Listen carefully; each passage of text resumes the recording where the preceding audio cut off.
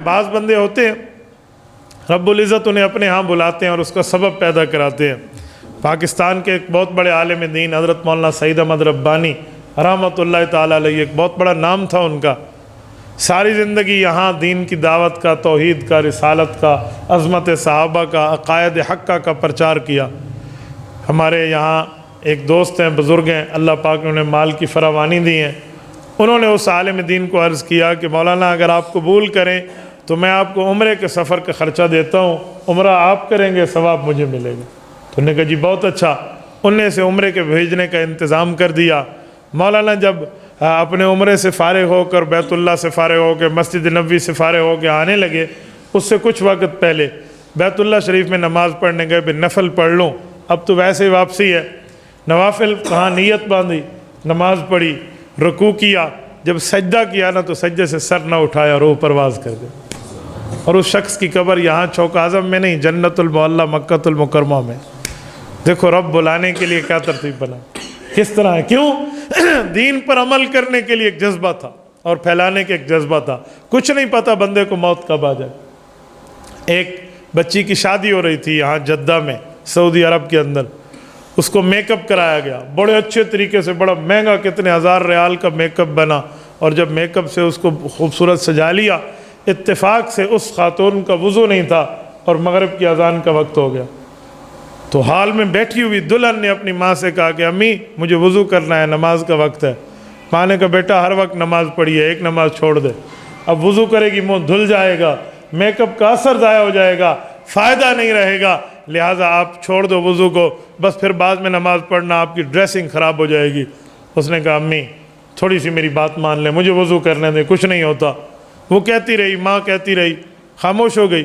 اب وہ ٹائم دیکھ رہی ہے، ابھی قضا ہو، ابھی قضا ہو، قضا سے پہلے پہلے جب اس نے دیکھا نا ماں کا دل بدلتا نہیں ہے، تو کہا امی مجھے واش روم جانا ہے۔ ماں نے بھیج دیا، یہ مہمانوں سے اٹھ کے گئی ہے، اس نے جا کر اندر وضو کیا، وضو کر کے جب باہر نکلی، باہر نکل کے اس نے جا نماز بچھائی اور نیت باندھ لی۔ ماں بہت غصے میں تھی، ان کو آ کر اس کی بہنوں نے بتایا کہ ہماری بہنیں جی جا کر تو وضو کر آئی ہیں، منہ دھو کر آ گئی ہیں، اب ان کا میک اپ اتر گیا، اب ان نے ہمارے پیسے ضائع کرا دیے، یہ ہم مہمانوں کو کیا منہ دکھائیں گے، اسے ابھی نماز کی پڑھی ہوئی تھی، ایک نماز چھوڑ دیتی تو کیا ہوتا، قضا پڑھ لیتی، جیسے ہمارے ہاں عام طور پہ بہانے تراشے جاتے ہیں۔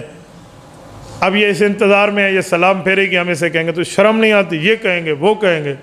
اس خاتون نے سر سجدے میں رکھا اور جان آفرین کے حوالے کر دی۔ یہ سلام کے انتظار میں ہے، اس کے اوپر جبرائیل علیہ السلام اسرائیل علیہ السلام آ کر روح قبض کر چکا ہے۔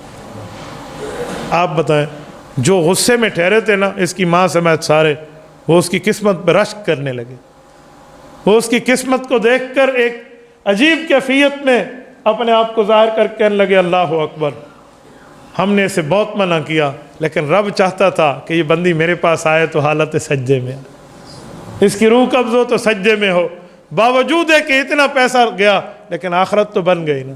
حدیث پاک میں ہے کما تموتون تبعثون، فرمایا جس طرح تم موت کے وقت حالت میں ہوتے ہو نا، یعنی جس ایمانی کیفیت پہ یا نعوذ باللہ جس بے ایمانی کیفیت پہ بندے کی موت آتی ہے، فرمایا کل قیامت میں اسی طرح تمہیں قبروں سے اٹھایا جائے گا۔